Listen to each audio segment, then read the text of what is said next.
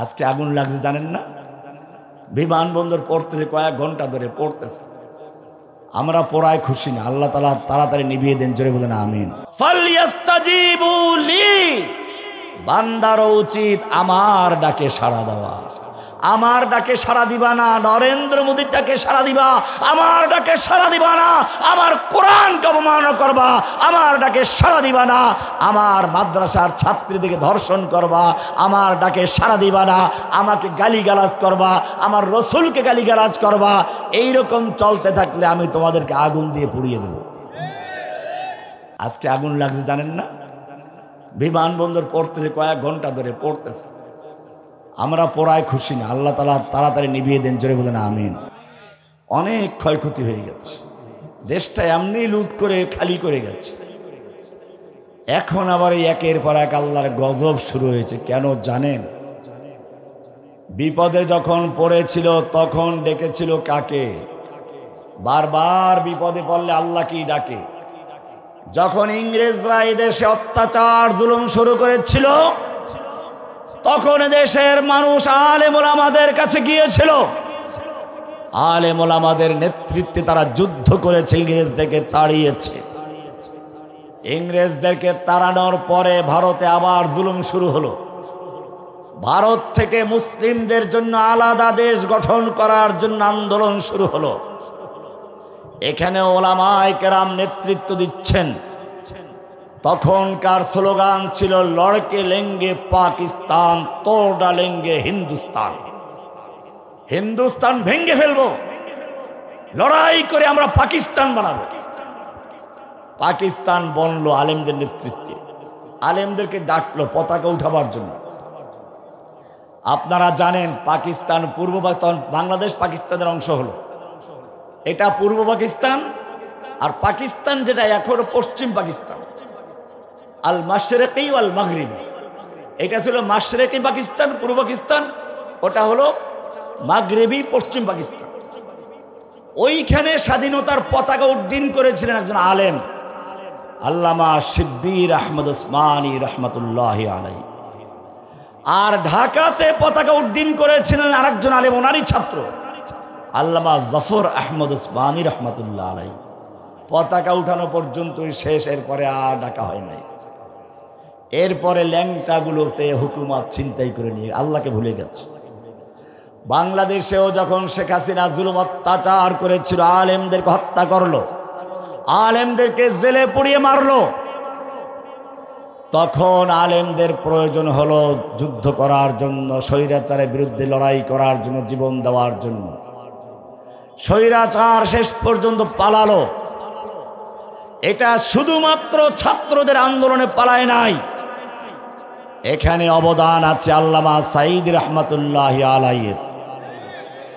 তাকে জেলে ঢুকানো হয়েছে, দেশের মুসলমানদের অন্তরে আঘাত লেগেছিল। এখানে অবদান আছে জসিমউদ্দিন রহমানীর। হাসিনার রোশান হলে পরে তাকেও কারাবন্দী করা হলো, নির্যাতন করা হলো। এখানে অবদান আছে হেফাজতে ইসলামের শাপলা চত্বরের শত শত ভাইদেরকে সেখানে হত্যা করা হলো রাতের অন্ধকারে। এখানে অবদান আছে হাটহাজারী, চট্টগ্রাম, এরকম ব্রাহ্মণবাড়িয়া কত ছাত্রদেরকে হত্যা করা হলো। যখন হাসিনা পালালো তখনও দেখলাম সেই পাকিস্তানের অবস্থা আবার আসলো। আলেমদেরকে ডাকা হলো, চরমনায় পীর সাহেবকে দেখা গেল, মামুনুল হক সাহেবকে দেখা গেল, আরও অনেক আলেমদেরকে দেখা গেল। কিন্তু যখন তাদের ক্ষমতা পাকাপোক্ত হয়ে গেল তারপরে আলেমদেরকে আর ডাকা হচ্ছে। আমেরিকা যখন গেছিল তখন বিএনপিকে নিয়ে গেল, আমাদের হুজুররা কোথায় ছিল? অবশ্য জামাতের একজন নিয়ে গেছিল। সেই মামুনুল হক সাহেব গেলেন কোথায়? চরমনের পীর সাহেব কোথায় গেল? ওনাদেরকে নেওয়ারও প্রয়োজন হয় না, জিজ্ঞেস করারও প্রয়োজন হয় না। যুগে যুগে এটাই হয়েছে। ত্যাগ এবং কোরবানির সময় আলেমদের প্রয়োজন হয়, যখন বিপদটা চলে যায় তখন আর আলেমদের কোনো প্রয়োজন হয় না। তখন দেখা যায়, এই জন্য আল্লাহ তাআলা এই যে গজব মাঝে মধ্যে আসে, এটার কারণ আছে। আল্লাহ বলেছেন ফালিয়াস্তাজিবু লি, আমাকে যখন আমার বান্দা ডাক দেয় আমি সঙ্গে সঙ্গে সাড়া দেই। আমার বান্দার উচিত ফালিয়াস্তাজিবু লি, আমার বান্দার উচিত আমার ডাকে সাড়া দেওয়া। আলিউমিনু বি, আমার প্রতি তাদের ঈমান রাখা। লাআল্লাহুম ইয়ারশুদুন, তবেই তারা সঠিক পথ পাবে, হেদায়েতের পথ পাবে। এই জন্য মনে রাখতে হবে, বিপদে পড়লে যখন আমরা আল্লাহকে ডাকি, সর্বাবস্থায় আল্লাহকেই ডাকতে হবে। এজন্য আল্লাহ তাআলা আমাদেরকে আরো সুন্দর করে ডাকে বলছেন, ইয়া ইবাদিয়াল্লাযীনা আসরাফু আলা আনফুসিহিম লা তাকনাতু মির রাহমাতিল্লাহ। হে নবী, আপনি আবার ওই সমস্ত ইবাদ বান্দাদেরকে জানিয়ে দিন, ইবাদি আল্লাযীনা আসরাফু, যারা নিজের উপরে জুলুম করেছে, অত্যাচার করেছে, পাপ করেছে, সারা জীবন যারা গুনাহ করে করে নৈরাশ হয়ে গেছে, আল্লাহর বোধহয় ক্ষমা করবেন না, শয়তান ধোঁকা দিচ্ছে, আপনি আমার ওই বান্দাদেরকে জানিয়ে দিন, লা তাকনাতু মির রাহমাতিল্লাহ, তোমরা আল্লাহর রহমত থেকে নৈরাশ হইও না। ইন্নাল্লাহা ইয়াগফিরুয যুনুবা জামিআ, আল্লাহ তাআলা তোদের সমস্ত গুনাহগুলো ক্ষমা করে দিবেন। শর্ত একটা, শর্ত হলে একটা, সেটা হচ্ছে শিরিক মুক্ত হতে হবে। কি হতে হবে? আমাদের একটা পরিচয় আছে। কি আছে? আমাদের একটা কমন পরিচয় আছে, আমরা সবাই মুসলিম। আমাদের পরিচয় কি? আমাদের একটা দিন আছে, তার নাম ইসলাম। তার নাম কি? আমাদের দিনের নাম কি? ইসলাম। আমাদের পরিচয় কি? মুসলিম। কোরআন বলছে, ইন্নাদ-দীনা ইনদাল্লাহিল ইসলাম, আল্লাহর কাছে গ্রহণযোগ্য, আল্লাহর কাছে মনোনীত, আল্লাহর কাছে পছন্দনীয় দিন হচ্ছে কি? ইসলাম। এছাড়া অন্য কোনো দিন চলবে না। এরপরে আল্লাহ এই পর্যন্তই ক্ষান্ত করেন নাই। অনেকে আছে ইসলাম আছে, ঠিক আছে, খ্রিস্টান ধর্ম তারাও তো আল্লাহর কথা বলে, ইহুদিরাও আল্লাহর কথা বলে, হিন্দুরাও কিছু একটা ডাকে, বৌদ্ধরাও কিছু একটা পালন করে, যে কোনো একটা ধর্ম পালন করলেই তো চলে। আর যদি সে একটা রাজনৈতিক দলের সদস্য হয়, তাহলে ধর্ম নিরপেক্ষতায় বিশ্বাস হয়। কিসে? ধর্ম নিরপেক্ষ। কোন নবীরা কি ধর্ম নিরপেক্ষ ছিলেন? কেমনে বললেন? কোরআনে আছে, দেখাইতেছে। এক এক করে আয়াত শুনতে থাকেন আর মাথার মধ্যে বসাইতে থাকেন, সব কোরআন থেকে বলা হবে ইনশাআল্লাহ। এবার আল্লাহ বলছেন, ওয়া মাই ইয়াবতাগি গায়রাল ইসলামি দীনান ফালাই ইউকবালা মিনহু, যেই ব্যক্তি ইসলাম বাদ দিয়ে অন্য কোনো ধর্মে মুক্তি পাওয়া যাবে, অন্য কোনো ধর্ম পালন করলেও পরকালে নাজাত পাওয়া যাবে, এই বিশ্বাস করবে, ফালাই ইউকবালা মিনহু, সে যত বড় নামাজি হোক, দিনদার হোক, মুত্তাকি, পরহেজগার, হাজি গাজী যাই হোক না কেন, ফালাই ইউকবালা মিনহু, তার থেকে কিছুই গ্রহণযোগ্য হবে না। আহুয়া ফিল আখিরাতি মিনাল খাসিরিন, সে আখিরাতে ক্ষতিগ্রস্তদের অন্তর্ভুক্ত হবে। ক্ষতিগ্রস্ত কারা? ক্ষতিগ্রস্ত আবু জাহেল, ক্ষতিগ্রস্ত আবু লাহাব, ক্ষতিগ্রস্ত আবু লাহাব, ক্ষতিগ্রস্ত হচ্ছে ফেরাউন, নমরুদ, হামান, ক্ষতিগ্রস্ত শয়তান। কিয়ামতের মাঠে সে যত বড় ইবাদতকারী হবে, শয়তানদের সাথে উঠবে জাহান্নামে। যারা ইসলামের গ্রহণ করে নামাজ পড়ে আবার বলে যে অন্য ধর্মেও মুক্তি আছে।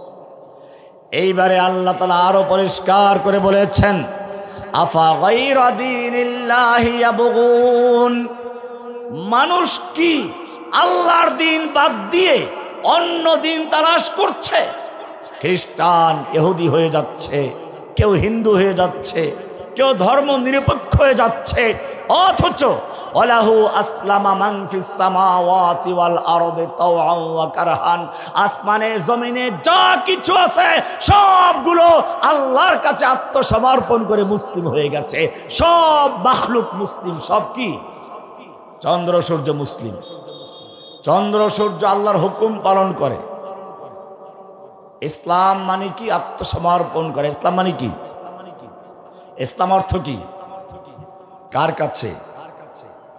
প্রধানমন্ত্রীর কাছে। ইসলাম মানে আত্মসমর্পণ করা। কার কাছে? আমেরিকার কাছে। ইসলাম মানে আত্মসমর্পণ করা। নরেন্দ্র মোদীর কাছে, ভারতের কাছে ইসলাম মানে কি? আফা গায়রা দীনিল্লাহি ইয়াবগুন, মানুষেরা আল্লাহর দিন বাদ দিয়ে, আল্লাহর কাছে আত্মসমর্পণ করা বাদ দিয়ে অন্য কোন দিনের কাছে আত্মসমর্পণ করছে, তালাশ করে বেড়াচ্ছে। ওয়ালাহু আসলামা মান ফিস সামাওয়াতি ওয়াল আরদি তাওআন ওয়া কারহা ওয়া ইলাইহি ইউরজাউন। অথচ আসমান জমিন চন্দ্র সূর্য গ্রহ নক্ষত্র গাছগাছালি পশু পক্ষী যা কিছু আছে সবগুলো আল্লাহর কাছে আত্মসমর্পণ করে মুসলিম হয়ে গেছে। কি হয়ে গেছে? চন্দ্র সূর্য কি মুসলিম মানে হুকুম পালন করে, যে আল্লাহর হুকুম মেনে চলে। চন্দ্র সূর্য আল্লাহর হুকুম মেনে চলে কিনা? সূর্যকে আল্লাহ বলছেন কোরআনে সূরা ইয়াসিনে বলা আছে, ওয়াশ-শামসু তাজরি লিমুস্তাকাররিল লাহা যালিকা তাকদীরুল আজিজিল আলিম। সূর্যকে আল্লাহ কতগুলো রাস্তা নির্ধারণ করে দিয়েছেন। সূর্য আল্লাহর হুকুম মেনে দিন রাত সব সময় সেই রাস্তায় চলতে থাকে। কার হুকুম মেনে? চন্দ্রকে হুকুম করেছেন কে? ওয়াল কামারা কদ্দারনাহু মানাজিলা হাত্তা আদা কাল উরজুনিল কাদিম। চন্দ্রের জন্য আল্লাহ কতগুলো মানজিল নির্ধারণ করে দিয়েছেন। চন্দ্র সেই মানজিল অনুযায়ী চলতে থাকে। কার হুকুম মানে? তাহলে চন্দ্র আল্লাহর হুকুম মানে। চন্দ্র কি মুসলিম? চন্দ্র কি? সূর্য আল্লাহর হুকুম মানে। সূর্য কি? এইবারে আপনার আমার দেহের ভিতরে যত অঙ্গ তারাও মুসলিম, আপনি ছাড়া। অবশ্য আপনি না, মানে মানুষের কিছু বিভ্রান্ত লোক। কানকে আল্লাহ বলেছেন ও যা শুনতে চায় শুনবি, কান শুনতে থাকে। হুকুম মানে কার? না আপনার হুকুম মানে? চক্ষুকে আল্লাহ বলেছেন দেখবি, যা দেখে দেখতে থাক। হুকুম মানে কার? আপনি যদি বলেন এই চোখ আর কান তোরা তো আমার, আজকের থেকে চোখ দিয়ে শুনবো, কান দিয়ে দেখবো, কানে কথা শুনবে? শুনবে না। কারণ হুকুম মানে কার? এ কারণে কিয়ামতের মাঠে এই চোখ কান সকলেই সাক্ষী দেবে। কোরআনে স্পষ্ট আয়াত আছে। আল্লাহ তাআলা যখন মুখটা বন্ধ করে দিবেন, সূরা ইয়াসিনে আছে, আল ইয়াওমা নাখতিমু আলা আফওয়াহিহিম ওয়া তুকাল্লিমুনা আইদিহিম ওয়া তাশহাদু আরজুলুহুম বিমা কানু ইয়াকসিবুন। মুখটা বন্ধ করে দেওয়া হবে। এবারে হাত কথা বলবে, পা সাক্ষী দিবে, বিমা কানু ইয়াকযিবুন, যা কিছু করেছিল সবগুলো সাক্ষী দিবে, সব খুলে খুলে বলবে। তখন আপনি বলবেন আল্লাহ আমি তো নেতা নেত্রীর কথা মানতাম। কোরআন সে কথাও আছে। সূরা আহজাব ৬৭ নম্বর আয়াত আল্লাহ বলছেন, ওয়াকালু রব্বানা ইন্না আতানা সাদাতানা ওয়া কুবারানা ফাআদাল্লুনাস সাবিলা।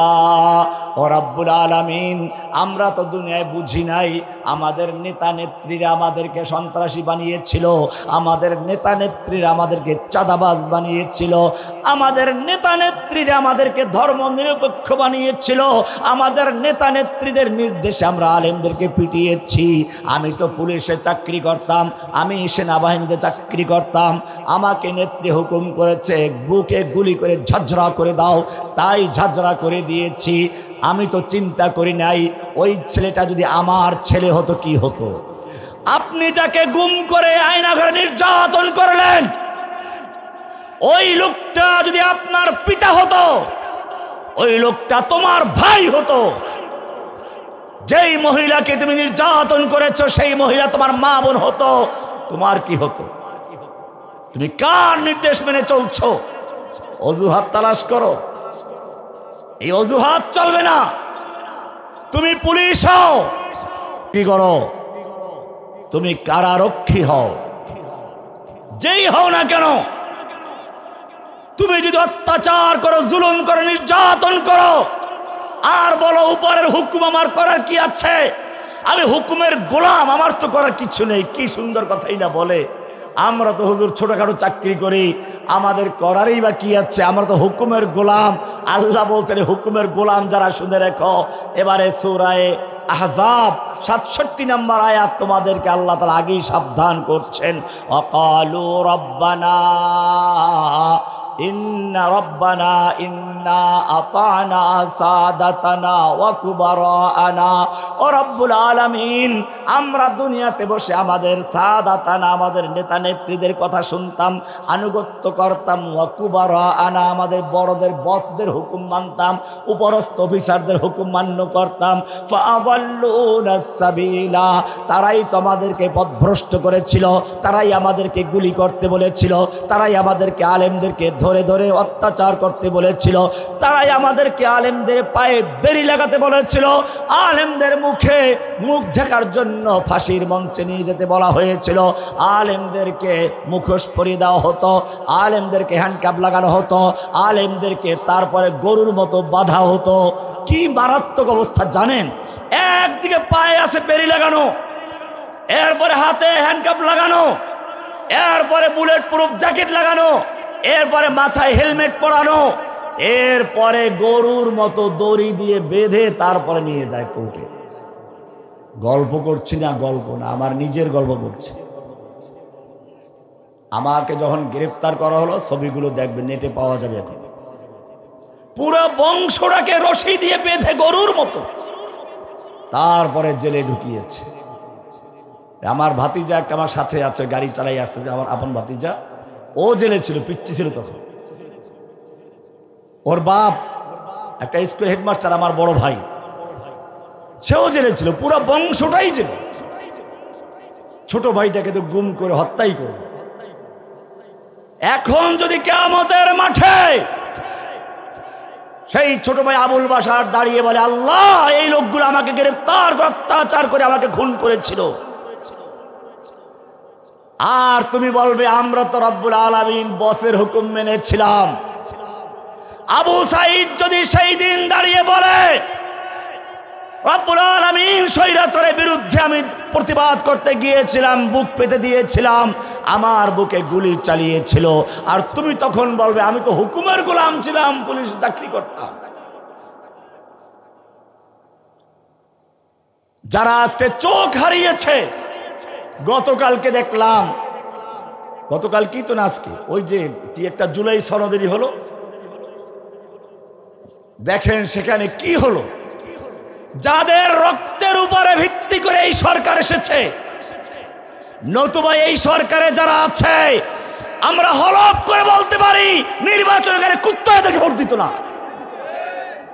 এই ছাত্রদের ত্যাগের বিনিময়ে তারা ক্ষমতা এসেছে, আর ক্ষমতা এসে সেই ছাত্রদেরকে অবজ্ঞা করা হলো, তাদেরকে পিটিয়ে আহত করা হলো। একবার পিটিয়েছে স্বৈরাচার, আর একবার পিটালো সেই ছাত্রদের রক্তের উপর ভিত্তি করে, ছাত্রদের ত্যাগের বিনিময়ে যারা ক্ষমতা আসলো তারাও এদেরকে পিটাইল। আর পুলিশ বাহিনীও মাশাআল্লাহ পিটাতে চিন্তা করে না যে কাদেরকে পিটাচ্ছে, কার হুকুম পালন করছি।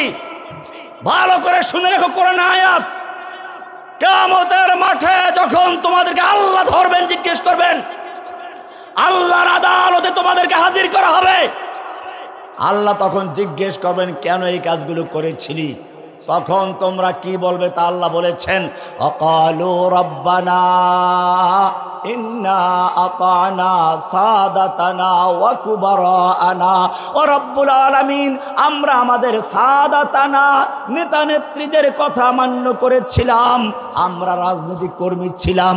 অপরদিকে যারা সোলজার, পুলিশ, আর্মি, এরা বলবে কি শোনেন, তারা বলবে ওয়া কুবারানা, আমরা আমাদের বড়দের হুকুম মেনেছিলাম, বসদের হুকুম মেনেছিলাম, উপরের কর্মকর্তাদের হুকুম মেনেছিলাম। ফাআদাল্লুনা সাবিলা, ওরাই তো আমাদেরকে পথভ্রষ্ট করেছিল, এখন তুমি ওদেরকে শাস্তি দাও। আল্লাহ মানবেন নাকি? কোরআন থেকে শুনুন।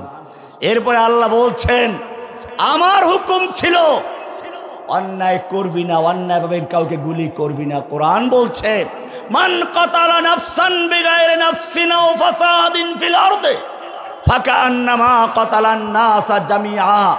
আল্লাহ তাআলা বলছেন যেই ব্যক্তি কোনো একটা মানুষকে হত্যা করলো, একটা মানুষকে, মান কাতালা নাফসান বিগাইরি নাফসিন আও ফাসাদিন ফিল আরদি, সে কাউকে হত্যা করে নাই অথবা কোন রকমের হাঙ্গামা করে নাই, অন্যায় ভাবে একটা মানুষকে যে ব্যক্তি হত্যা করলো ফাকা আন্নামা কাতালান নাস জামিয়া, সে যেন গোটা পৃথিবীর সমস্ত মানুষকে হত্যা করলো। পক্ষান্তরে ওয়ামান আহিয়াহা, যে ব্যক্তি একটা মানুষকে অন্যায় খুনের হাত থেকে বাঁচালো ফাকা আন্নামা আহিয়ান নাস জামিয়া, সে যেন গোটা বিশ্বের মানুষকে বাঁচালো। এত গুরুত্ব আল্লাহ দিয়েছেন একটা মানুষের জানের ব্যাপারে। কোরআন কি সুন্দর করে শুনুন, যারা পুলিশের চাকরি করেন, সেনাবাহিনীর চাকরি করেন, অথবা কারাগারে চাকরি করেন, ভালো করে শুনুন। কোরআন বলছে আমান কাতালা নাফস মুমিনান মুতাআম্মিদান, যে ব্যক্তি কোনো মুমিনকে ইচ্ছাকৃতভাবে হত্যা করে, সে ব্যক্তি আমান কাতালা মুমিনান মুতাআম্মিদান ফাজাযাউহু জাহান্নাম, তার শাস্তি জাহান্নাম, খালিদিনা ফিহা, চিরস্থায়ী জাহান্নাম। ওয়া গাযিবাল্লাহু আলাইহি, তার উপর আল্লাহর গজব পড়বে। ওয়া লানাহু, তাকে আল্লাহ লানত করবেন। ওয়া আ'আদ্দালাহু আযাবান আযীমা, কঠিন শাস্তি আল্লাহ রেখেছেন। কি মারাত্মক আয়াত। যারা সাইদি সাহেবকে হত্যা করেছ, কার নির্দেশে তুমি গ্রেফতার করেছ?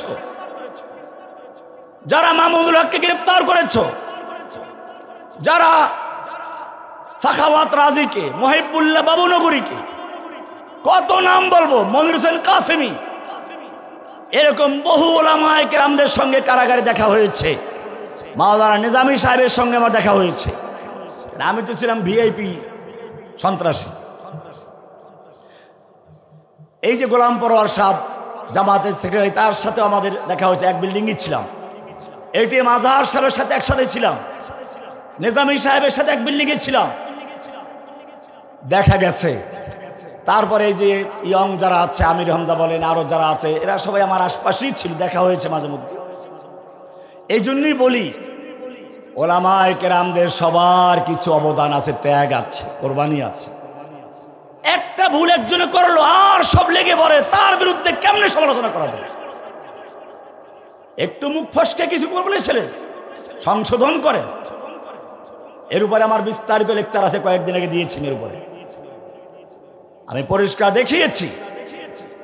আল্লাহর নবীর মক্কা অভিযানে যাবেন, যুদ্ধ মক্কা বিজয় অভিযান, সেই পুরা প্ল্যানটাকে একজন সাহাবী লিখে মক্কায় পাঠাচ্ছে, সব যুদ্ধের তথ্য ফাঁস করে দিচ্ছে।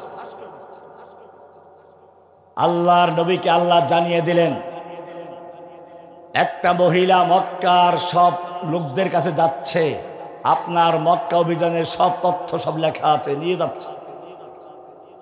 আল্লাহর নবী আলী রাদিয়াল্লাহু তাআলা আনহুকে এবং সালামা ইবনে আকওয়া, দুজন খুব দ্রুতগামী ঘোড়া চালাতে পারে যারা, দুজন সাহাবীকে ডাকলেন, ডেকে বললেন, যাও দ্রুত চলো, রাউজাতুল খাখ নামক জায়গায় গেলে ওখানে একটা মহিলাকে দেখতে পাবে, উঠে যাচ্ছে, ওর কাছে চিঠি আছে, নিয়ে আসো।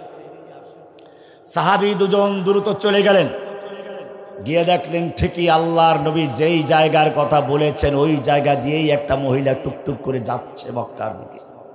ধরে ফেললেন, দাও, তোমার কাছে একটা চিঠি আছে, গোপন চিঠি, বের করে দাও। মহিলা বলল, না, আমার কাছে কোনো চিঠি নাই। আলী বললেন রাদিয়াল্লাহু তাআলা আনহু, আল্লাহর নবী বলেছেন তোর কাছে চিঠি আছে, বের করে দিবি, নইলে জামনে বের করতে তেমনি বের করবো, নবীর নির্দেশ। মহিলা বুঝলো যে প্রয়োজনে কাপড় খুলতেও ছাড়বে না, জায়েজ আছে। গোয়েন্দাগিরি যদি করে কেউ, সেক্ষেত্রে ভিন্ন বিষয়। মহিলা চুলের খোপার ভিতর থেকে চিঠি বের করে দিল, ওনারা নিয়ে চলে গেলেন মদিনায়। আল্লাহ নবী অপেক্ষায় আছেন, সাহাবারাও বসে আছে, আপনাদের মতো বসে আছে। যেই লোকটা এই চিঠি লিখেছে সেও এখানে বসে আছে। আল্লাহ নবীর কাছে চিঠিটা হাজির করা হলো। নবী পড়লেন, লেখা আছে, মিন হাতিব ইবনে আবি বালতাআ ইলা সানাদিদ কুরাইশ। হাতিব ইবনে আবি বালতাআর পক্ষ থেকে মক্কার নেতৃবৃন্দের কাছে, নিশ্চয় মুহাম্মদ সাল্লাল্লাহু আলাইহি ওয়াসাল্লাম মক্কায় বড় ধরনের হামলা করবেন, এই প্রস্তুতি আছে, এইভাবে হামলা করবেন, তোমরা আগেই প্রস্তুতি গ্রহণ করো। এই চিঠি গেলে কি হইতো? যুদ্ধ জয় হয় গোয়েন্দাদের কারণে, অস্ত্র দিয়ে যুদ্ধ জয় করা যায় না। গোয়েন্দা তথ্য ফাঁস হয়ে যাচ্ছে, ধরে আনা হলো। ওমর তো নাম শুনে দাঁড়িয়ে গেলেন, ইয়া রাসূলুল্লাহ, তলোয়ারটা বের করলেন, দানি আদ্রিব উনুকা হাযাল মুনাফিক। এই মুনাফিক এখন আপনার সামনে বসে আছে, মাথার সঙ্গে দেহটা আছে একসাথে, এখনো মাথাটা আছে, হুকুমদার গর্দানটা উড়িয়ে দেয়। আল্লাহর নবী বললেন, ওমর তুমি কি জানো না সে বদরি সাহাবী? তুমি কি জানো না সে একজন বদরি সাহাবী? তার মানে কি? তুমি মুনাফিক বলেছো, সেটা আল্লাহ নবী বলেন না, ভুল বলেছো। বলেন নাই তওবা করো, কেন মুনাফিক বললাম মুমিনকে? কারণ কাজটা মুনাফিকই কাজই হয়েছে। কিন্তু এখানে বিষয় অন্যটা। আল্লাহর রাসূল সাল্লাল্লাহু আলাইহি সাল্লাম বলছেন, তুমি কি জানো না সে আহলে বদর, বদরে যুদ্ধ করেছে সেই সাহাবীদের একজন। লাআল্লাল্লাহ ইত্তালা আলা আহলে বদর, আল্লাহ হয়তো উকি মেরেছেন বদরি সাহাবীদের দিকে, ফাকালা ইমালু মা শিতুম কাদ গাফারতু লাকুম।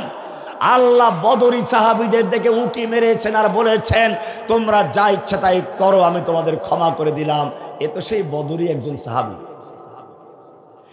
এত বড় অন্যায়, আল্লাহর নবী সেটা ক্ষমা করে দিলেন কেন? অবশ্য সেই সাহাবীকে পরে বলার সুযোগ দিলেন, তুমি এই কাজটা কেন করলা? সে একটা কারণ বয়ান করেছে। আমার বলার উদ্দেশ্য হচ্ছে এই, আল্লাহর নবীর মক্কা অভিযানের পুরা তথ্যগুলো লিখে ফাঁস করে দিচ্ছিল।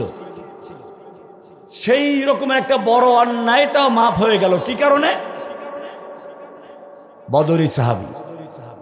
এই কারণে যে সমস্ত উলামায়ে কেরাম কারা নির্যাতিত হয়েছেন, কারা ভোগ করেছেন, জেনে রাখবেন কারাগারে ওই লোকদেরকেই নেওয়া হয় যাদের জালিম শাসক পছন্দ করে না। আমি বলে থাকি, আপনারা খাঁচায় বন্দি করে পাখি পালেন না? পাখি, যেই পাখির ভালো আওয়াজ আছে, গান গাইতে পারে, তোতা পাখি, অথবা যেই পাখির রূপ আছে, ময়ূর পাখি, যেই পাখি গান গাইতেও পারে না, রূপও নাই, কাউয়া কেউ খাঁচায় পালে? কাউয়া কেউ খাঁচায় পালে? দেখবেন যখন উলামায়ে কেরাম জেলে যায়, তখন দরবারি এক দল আলেম তৈরি হয়ে যায়, বলে অমুক হুজুরের বদদোয়ায় জেলে গেছে। এই বেটা, আল্লাহর নবী ইউসুফ আলাইহিস সালাম জেলে ছিলেন, কোন পীরের বদদোয়া ছিল? কোন হুজুরের বদদোয়া ছিল? আল্লাহর নবী নিজে 3 বছর পর্যন্ত সে আবি তালেবে বন্ধ ছিলেন, তাকে অবরুদ্ধ করে রাখা হয়েছিল। কার বদদোয়া লেগেছিল? যখন উলামায়ে কেরাম বিপদে পড়ে, নির্যাতিত হয়, তখন একদল লোক সেই সুযোগ নেয়। আবার যখন মুখ ফসকে কোনো ভুল করে বসে, সংশোধন করে দাও, সেটা না করে তার সমালোচনা করতে গিয়ে দুশমনদের হাতে অস্ত্র তুলে দেয়।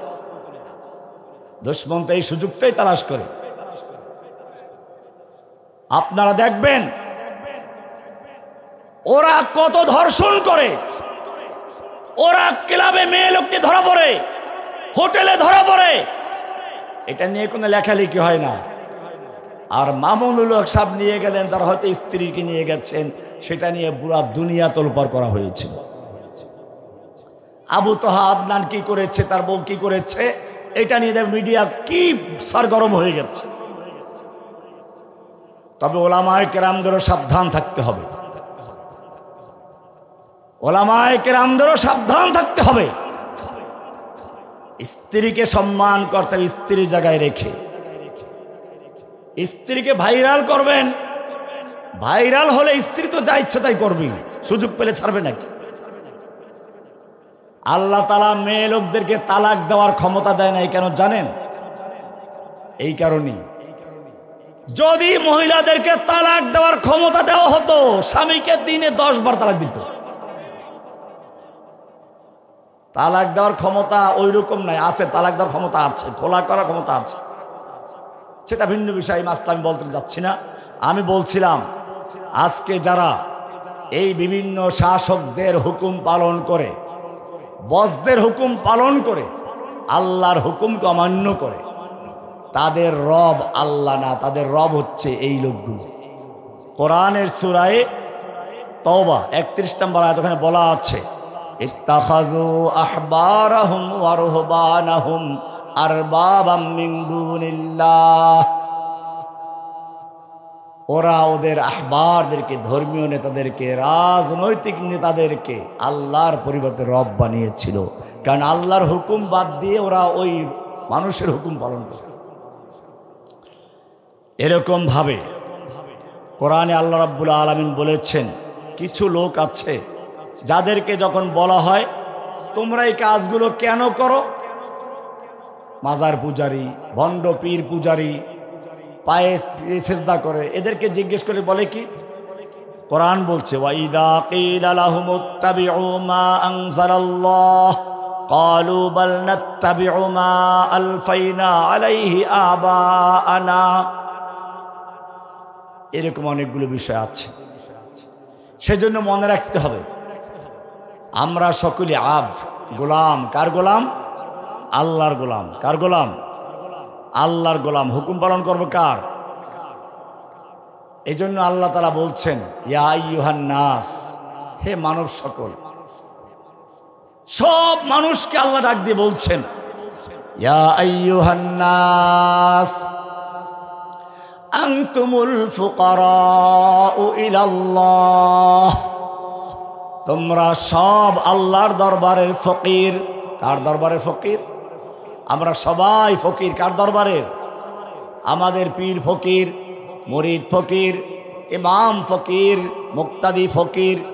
আনতুমুল ফুকারাউ ইলাল্লাহ ওয়াল্লাহু হুয়াল গনিয়ুল হামিদ। ধনী হচ্ছেন একমাত্র আল্লাহ। ধনী কে? ধনী একমাত্র কে? সব কিছু চাবো কার কাছে? ইয়্যাকা না'বুদু ওয়া ইয়্যাকা নাস্তাঈন। আল্লাহ আমরা কেবলমাত্র তোমারই গোলামি করি, তোমার কাছেই সাহায্য চাই। সাহায্য চাবো কার কাছে? হেদায়েত চাবো কার কাছে? হেদায়েত দেওয়ার মালিক কে? না কোনো পীর ফকির, না কোনো আলেম ওলামা। আমাদের কাজ কি? মানুষকে রাস্তা দেখানো। ঠিক আছে, বাস। আজকে আর আলোচনা লম্বা করছি না, অনেক সময় হয়ে গেছে। মূলত আমরা আসলে কিছু দিনের কথা বলি, সেটার জন্য একটা নির্দিষ্ট সময় থাকে, মানুষের ধৈর্যেরও সময় থাকে। এই জন্য আমরা সবসময় পরিষ্কার করে দিই টাকা পয়সার কোনো কন্ট্রাক্ট আমরা করি না, খাওয়া দাওয়ার কোনো কন্ট্রাক্ট থাকে না। আয়োজন থাকলে যা থাকে খাই, না হলেও অন্যদিকে গিয়ে খেয়ে ফেলি। একটা শর্ত লাগাই, সেটা হচ্ছে এই টাইম ঠিক রাখতে, 9টার বাইরে যাওয়া যাবে না। এখানেও সেরকম টাইম দেওয়া ছিল, কিন্তু সে টাইম তারা রাখতে পারে নাই। এই জন্য আজকের আমার এই কথার মাধ্যমে এইখানে না, শুধু সারা বাংলাদেশে জানিয়ে দিচ্ছি, আজকের পরের থেকে যত প্রোগ্রাম আছে যারা এরকম করেছেন সেগুলো আমার এখানে ডায়েরিতে লেখা আছে, লাল কালি দেওয়া। দেখেন তো লাল কালি কোন কোন জায়গায় আছে। বহু জায়গায় লাল কালি আছে। এগুলো আজীবনের জন্য বাদ। এরপরে আজকের থেকে প্রত্যেকটা প্রোগ্রামে কালকে খবর নেওয়া হবে, কমিটিকে ডাকা হবে, টাইম ঠিক রাখবে, যাওয়া হবে, নইলে যাওয়া হবে না। এরকম বেয়াদবি করার অর্থ নাই। অঙ্গীকার করছে, বারবার জিজ্ঞেস করা হয়েছে টাইম ঠিক থাকবে তো? হ্যাঁ হ্যাঁ ঠিক থাকবে, সমস্যা নাই। আসার পরে বলে কি, যিনি দাওয়াত নিয়েছেন উনি আমাদের বলেন নাই। এর মানেটা কি? এই যদি আমাদের দিনী অবস্থা হয়, এই মাহফিল দিয়ে কি হবে? মাহফিল করবেন আল্লাহর জন্য, আল্লাহ সাহায্য করা মালিক কে? না কোনো নেতা নেত্রী। সাহায্য করা মালিক কে? মনে রাখবেন, কোরআনে স্পষ্ট আয়াত আছে, আমি আজকে বয়ান করতেছি না, কিছু গল্প করলাম এতক্ষণ, কারণ এই সমস্ত দেখলে মেজাজ গরম হয়ে যায়। কোরআন পরিষ্কার বলছে সূরা নিসার 59 নম্বর আয়াত দেখুন, কোরআন বলছে আলাম তারা ইলাল্লাযীনা ইয়াজউমুনা আন্নাহুম আমানু বিমা উনজিলা ইলাইকা ওয়া মা উনজিলা মিন ক্বাবলিক। হে নবী, আপনি কি ওই সমস্ত লোকদেরকে দেখেন নেই যারা বলে আমরা আপনার প্রতি নাযিলকৃত কিতাবের প্রতি ঈমান এনেছি, আপনার পূর্বে যত কিতাব সব মানি, কিন্তু বিচার ফয়সালার ক্ষেত্র আসলে আদালতে ব্রিটিশের আইন চলে, কোরআনের আইন চলে না। কোরআন বলছে ইউরিদুনা আন ইয়াতাহাকামু ইলাত তাগুত। ওরা যদিও দাবি করে কোরআন মানি, কিতাব মানি, আসমানি কিতাব সব মানি, কিন্তু যখন বিচার ফয়সালার ব্যাপার আছে, শাসন করার ব্যাপার আছে, তখন তারা আল্লাহর হুকুম মানে না, আদালতে চলে না, সংসদে চলে না, ব্যাংকে চলে না।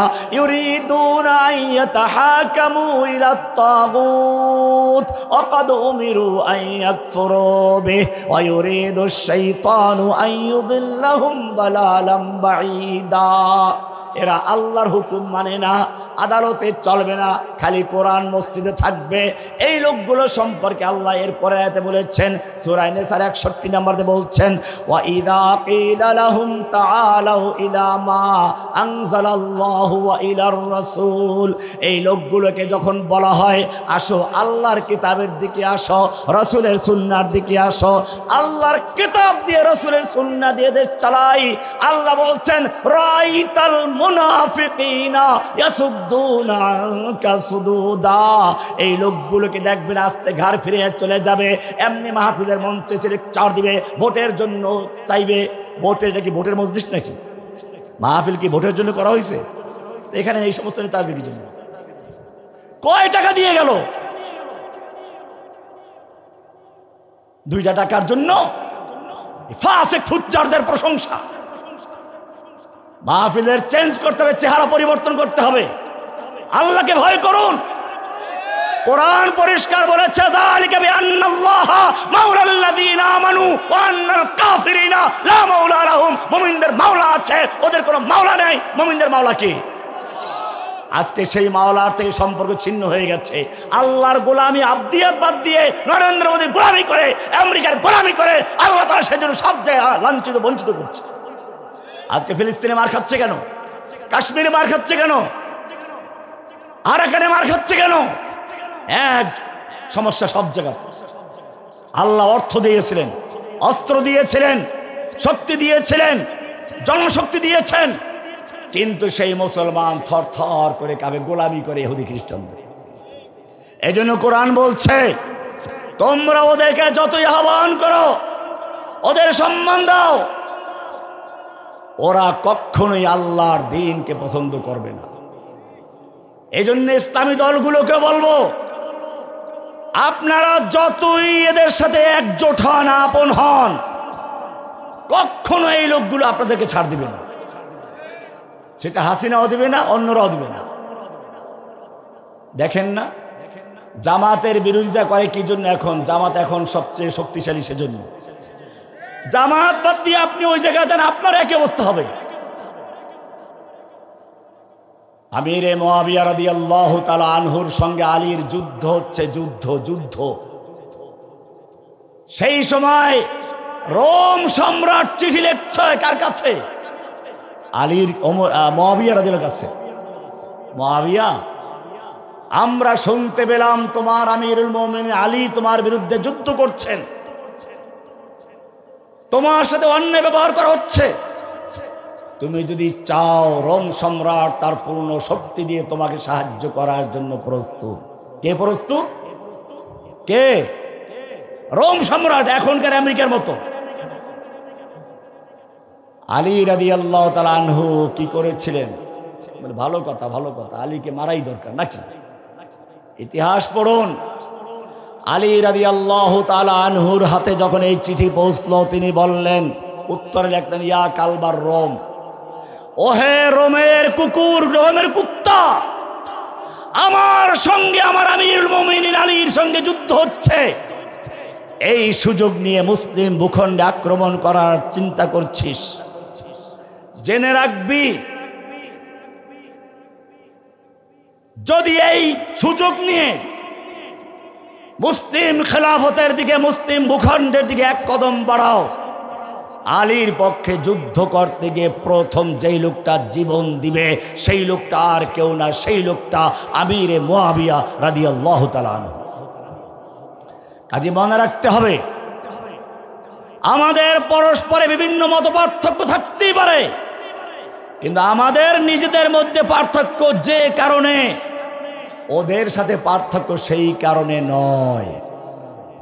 আমাদের পারস্পরিক বক্তব্য হচ্ছে, পার্থক্য হচ্ছে বিভিন্ন মাসলা মাসায়েলের কারণে, বিভিন্ন মতের কারণে, আর ওদের শত্রুতা পুরা ইসলামের সাথে। সেজন্য মনে রাখতে হবে,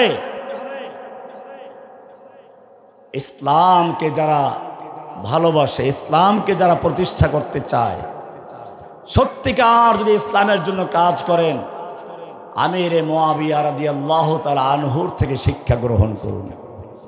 দুশমনরা সুযোগ নিয়ে চাবে বিচ্ছিন্ন করতে, কিন্তু খবরদার, দুশমনদের ফাঁদে পা দেওয়া যাবে না। আমাদের ইজ্জত দেওয়ার মালিক কে? না নরেন্দ্র মোদী, না আমেরিকা।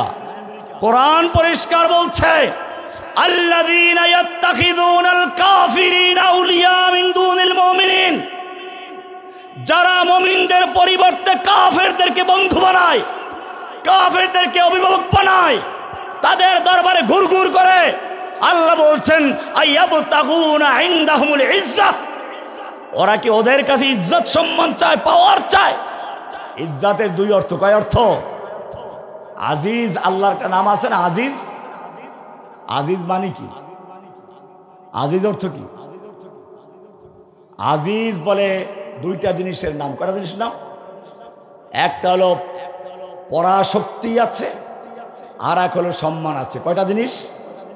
মনে করুন, আমাদের দেশের মসজিদের ইমাম সাহেবদের সম্মান আছে, কিন্তু পাওয়ার নাই। কি নাই? আবার থানার ওসির পাওয়ার আছে, সম্মান নাই। আর এই পাওয়ার এবং সম্মান দুইটা যার কাছে থাকে তাকে বলা হয় আজিজ। কি বলা হয়? ইয়াসিন ওয়াল কুরআনিল হাকিম ইন্নাকা লামিনাল মুরসালিন আলা সিরাতিন মুস্তাকিম তানজিলাল আজিজির রহিম। ইন্নাকা লামিনাল মুরসালিন, তোমার ভয় পাওয়ার কোনো প্রয়োজন নাই, তুমি প্রেরিতদের একজন। এমনি এসো নাই। তানজিলাল আজিজির রহিম, মহাপরাক্রমশালী, মহা ক্ষমতাধর, মহাসম্মানের অধিকারী আল্লাহর পক্ষ থেকে নাজিলকৃত। ইজ্জতের মালিক কে? ইজ্জত চাবেন কার কাছে? এটাই কোরআন বলছে, আইয়াবতাগুনা ইনদাহুমুল ইজ্জাহ, ওরা কি এই সমস্ত কাফের মুশরিকদের কাছে ইজ্জত সম্মান চায়, পাওয়ার চায়, শক্তি চায়? ফাইনাল ইজ্জাতা লিল্লাহি জামিআ, গোটা ইজ্জত সম্মান পাওয়ারের উৎস হচ্ছেন কে? ইজ্জত দেওয়ার মালিক কে? সাহায্য